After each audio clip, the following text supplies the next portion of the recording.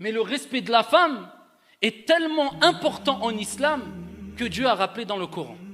Et le prophète alayhi salatu wassalam, dans les récits prophétiques authentiques, que la femme, c'est ta fille, c'est ton épouse, c'est ta mère, et que lorsqu'elle est une fille, c'est une protection pour toi contre le feu de l'enfer.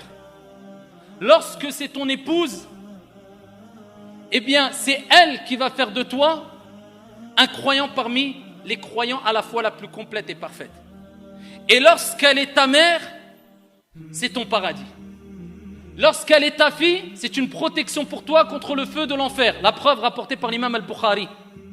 Le prophète alayhi afdalus salati wa askat taslim a dit dans le sens: toute personne à qui Allah tabaraka wa ta'ala a confié la responsabilité d'avoir des filles et qu'il les éduque en se comportant de la meilleure des manières avec elles, en se comportant bien avec elles, avec douceur, elles seront une protection, un bouclier contre le feu de l'enfer. Ta fille, c'est une protection pour toi au jour de la résurrection, afin de te rappeler: comporte-toi avec la plus grande des douceurs et la meilleure des manières avec ta fille, avec le garçon aussi. Mais il y a une particularité pour la fille.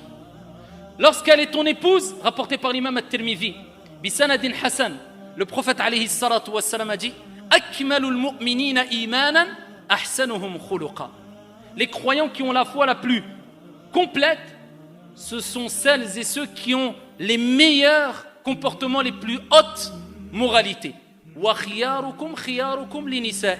Et les meilleurs d'entre vous, c'est comme si le prophète nous disait: ceux qui ont les meilleurs comportements, et les meilleurs d'entre vous sont ceux qui sont les meilleurs envers les épouses. Ton épouse fera de toi un croyant parmi les croyants à la foi la plus complète. Et lorsqu'elle est ta mère, la femme, eh bien le prophète alayhi salatu wassalam nous dit, dans le hadith rapporté par An-Nasa'i, il dit à un compagnon: ilzamha fa innal jannah tahta aqdamiha.